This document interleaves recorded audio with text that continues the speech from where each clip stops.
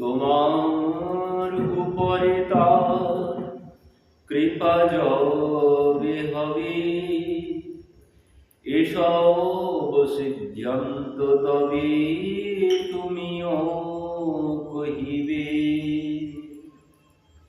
তোমার যে শিষ্য কহে কুতর্ক নানাবার, ইহার কি দোষ এই মায়ার প্রসাদ।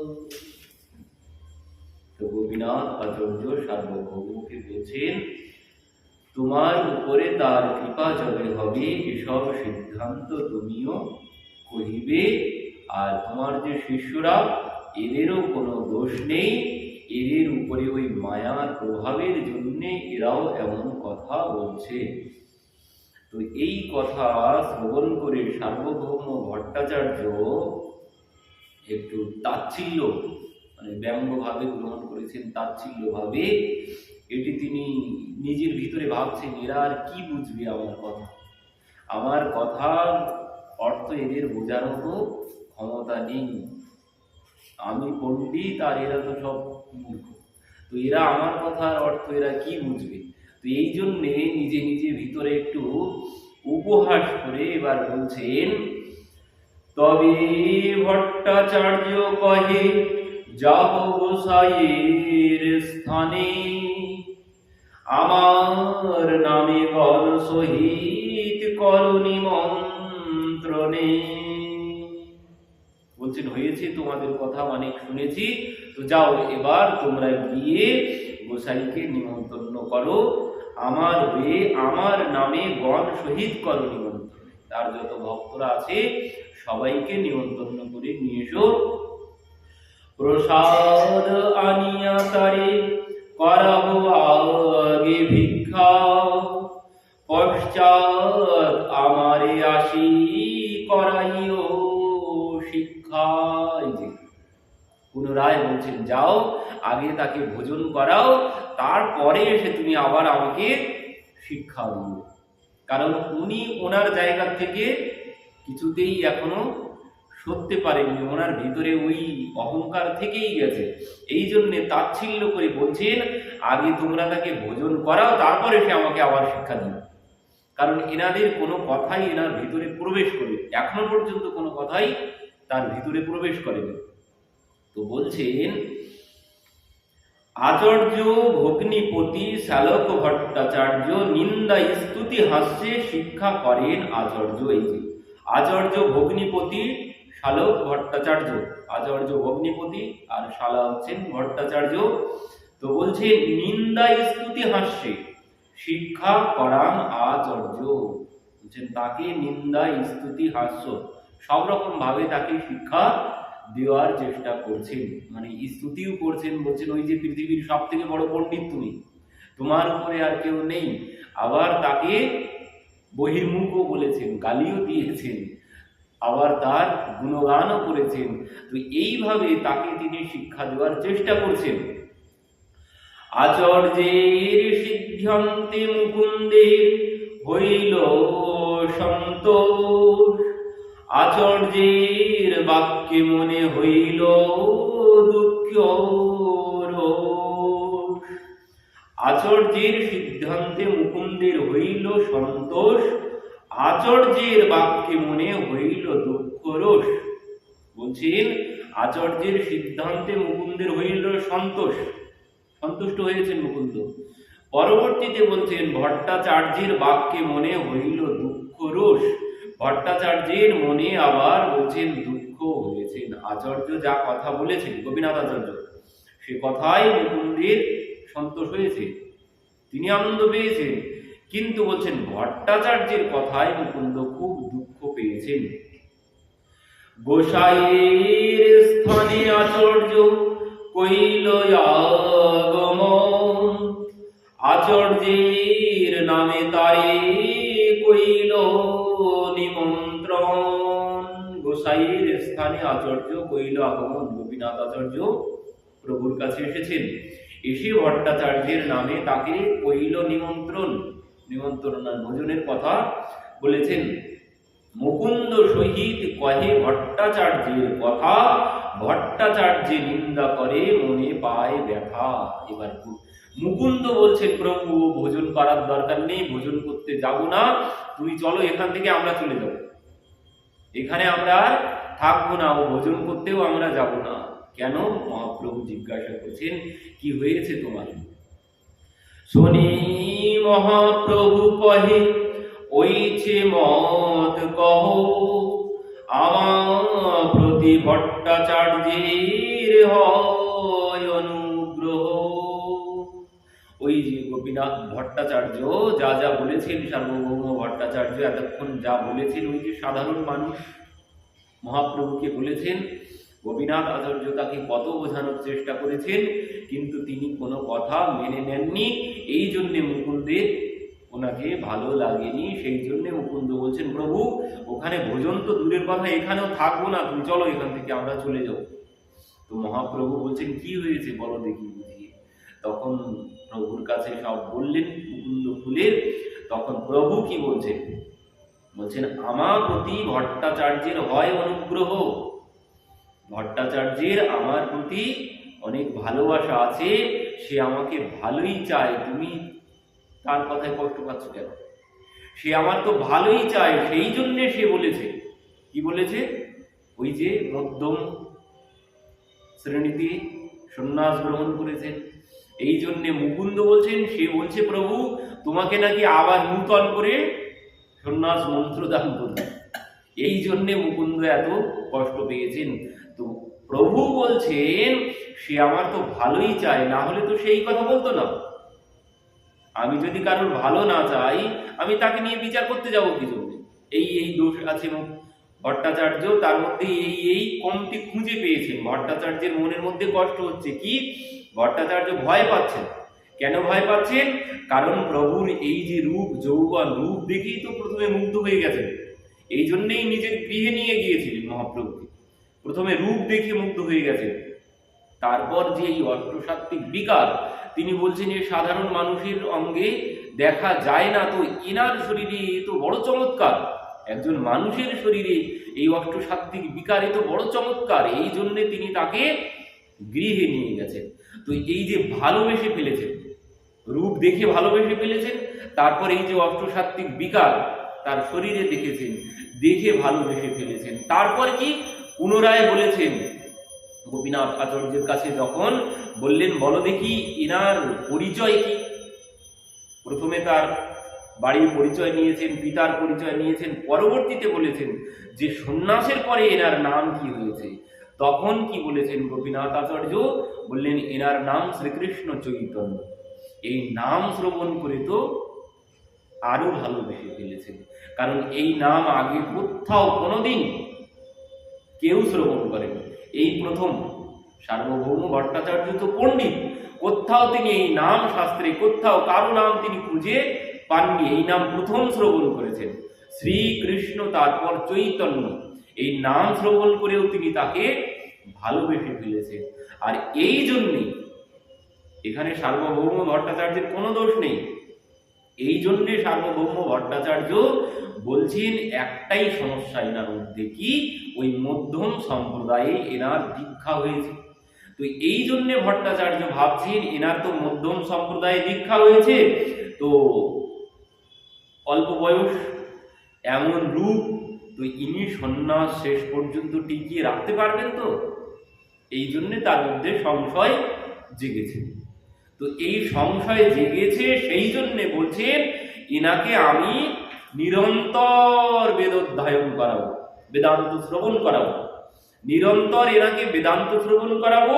শ্রবণ করতে করতে কি হবে? ওই যে বয়স অল্প, মন চঞ্চল হতেই পারে, তো বলছে নিরন্তর বেদান্ত শ্রবণ করাবো, তাতে এনার মন আর কিছুতেই চঞ্চল হবে না। আস্তে আস্তে সে বৈরাগ্য মার্গে প্রবেশ করবে, তার মধ্যে বৈরাগ্য চলে আসবে। ইনি এখনো বিশ্বাস করতে পারেননি, মানতে পারেননি যে এই অল্প বয়সে এনার মধ্যে বৈরাগ্য আসবে কি করে, এই অল্প বয়স, তারপরে এমন রূপ। তো এই জন্যে ইনি বলেছেন এনাকে আমি বেদান্ত শ্রবণ করাবো। আর ওই যে আর একটা সমস্যা আছে, মধ্যম সম্প্রদায়ে সন্ন্যাস গ্রহণ করেছেন, তো এই জন্যে বলছেন ইনি যদি চান তো আমি উত্তম সম্প্রদায়ের সন্ন্যাসী এনে তার কাছ থেকে এনাকে আমি পুনরায় মন্ত্র প্রদান করব। কেন বলেছেন? কারণ এনাকে ভালোবেসে ফেলেছেন। আমি যদি কাউকে না ভালোবাসি তার ভালো মন্দ নিয়ে চিন্তা করতে যাব? আমি যদি কাউকে ভালোবাসি তার ভালো মন্দ নিয়ে চিন্তা করতে যাব? আমি যদি কাউকে না ভালোবাসি তার ভালো মন্দ পড়ে মরুকে যাক, আমার তো দেখার দরকার নেই। তো আমি যাকে ভালোবেসে ফেলবো তার কোথায় কোথায় দুর্বলতা আছে, কোনটা সমস্যা আছে, সেটা সমাধানের চেষ্টা আমি তখন করব। তো সার্বভৌম ভট্টাচার্য ভালোবেসে ফেলেছেন মহাপ্রভু মুকুন্দকে, এই কথাই বলছেন, আমার সন্ন্যাস ধর্ম চাহেন রাখিতে, বাৎসল্যে করুণা করেন কি দোষ ইহাতে। সে তো আমার সন্ন্যাস ধর্ম টিকিয়ে রাখতে চায়, তার মধ্যে সংশয় জেগেছে, আমি যদি এই সন্ন্যাস টিকিয়ে না রাখতে পারি, সেই জন্য এই কথা সে বলেছে, এতে দুঃখের কি আছে? এর মধ্যে খারাপ তো আমি কোনো কিছু দেখতে পাচ্ছি না, মহাপ্রভু মুকুন্দকে বোঝাচ্ছেন।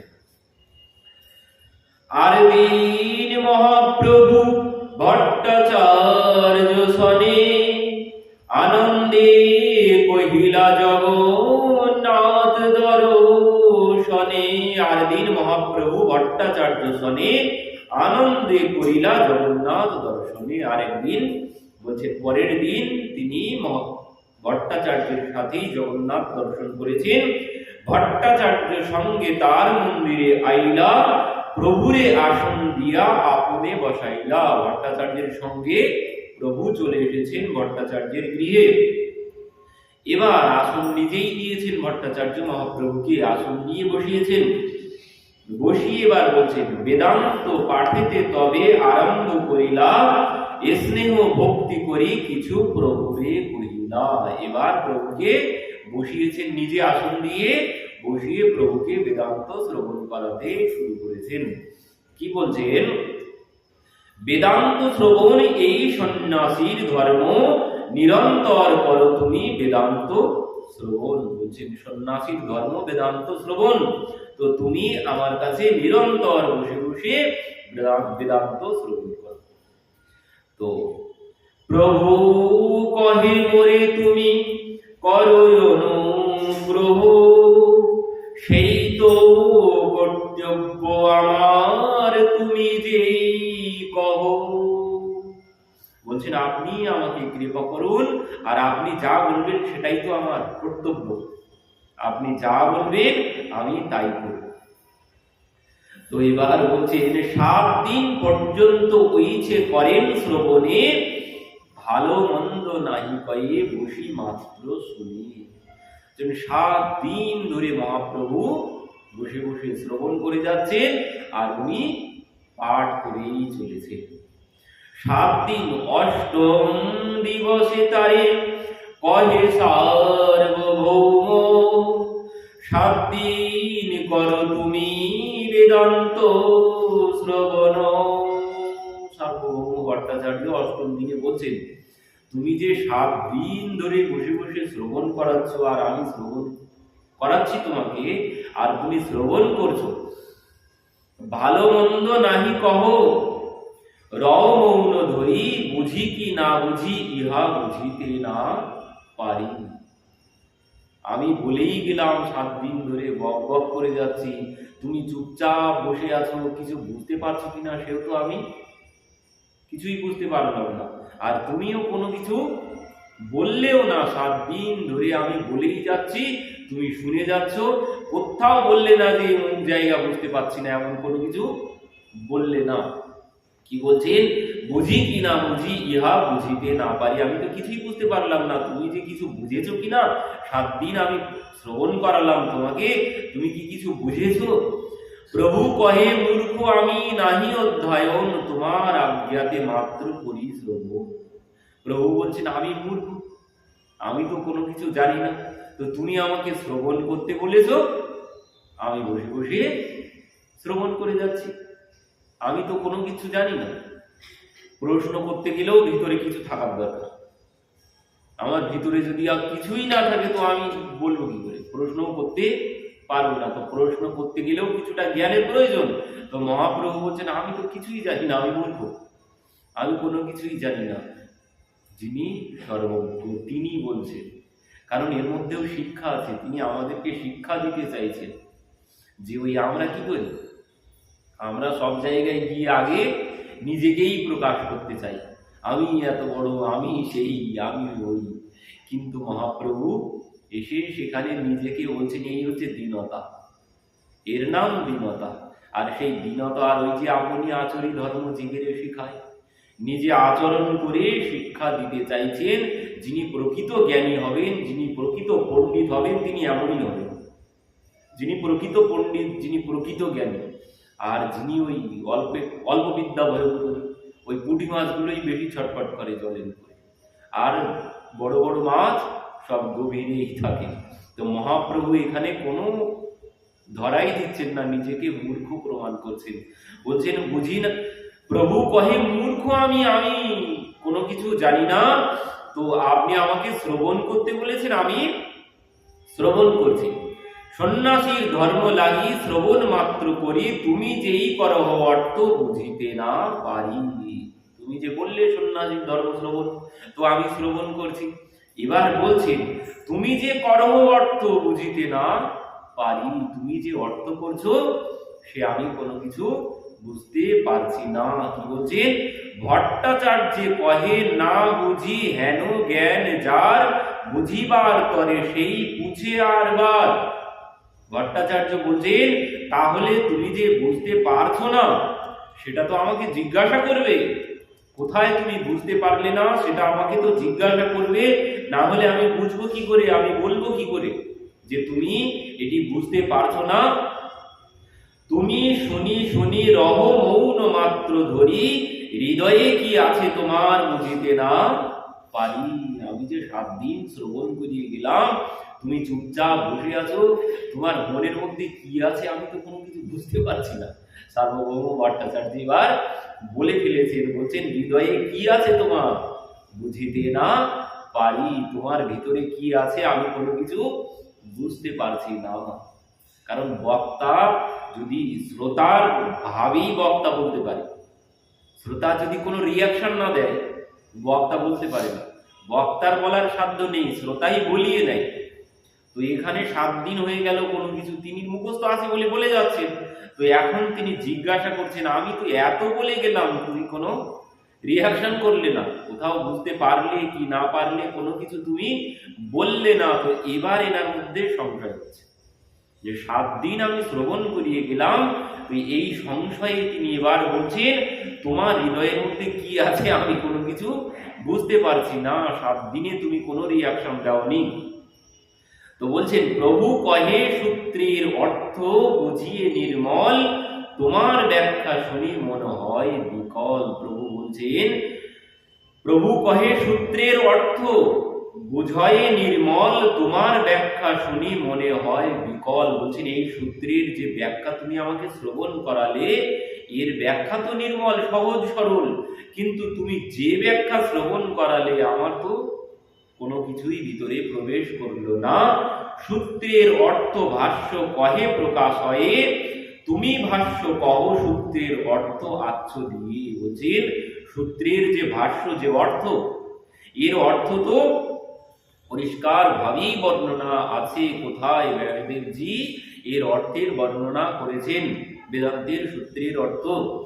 আর তুমি যে অর্থ আমাকে শ্রবণ করাচ্ছ, বা আপনি যে অর্থ আমাকে শ্রবণ করালেন, সে অর্থ তো আমি কোনো কিছুই বুঝতে পারলাম না। বলছেন, সূত্রের অর্থ ভাষ্য কহে প্রকাশ্যে, তুমি ভাষ্য কহ সূত্রের অর্থ আচ্ছ দিয়া। বলছেন, তুমি যা ব্যাখ্যা দিয়েছ সেই সূত্রের যে আসল অর্থ সেটি ঢেকে গেছে তোমার ব্যাখ্যাতে। কি বলছেন, সূত্রের মুখ্য অর্থ তুমি না করো ব্যাখ্যান, কল্পনা অর্থেতে তাহা করো আচ্ছাদন। যে মুখ্য যে অর্থ তুমি সেটা না বলে কল্পিত অর্থ দিয়ে সেই মুখ্য অর্থকে ঢেকে দিয়েছ। পরবর্তীতে বলছেন, উপনিষদ শব্দের যেই মুখ্য অর্থ হয়, সেই মুখ্য অর্থ ব্যাস সূত্রে কয়। যে উপনিষদের যে সূত্রের অর্থ সরল, সহজ সরল করে এর অর্থ করেছেন কে? ব্যাসদেবজি। আর তুমি যে অর্থ দিয়েছ শঙ্করাচার্যের অর্থ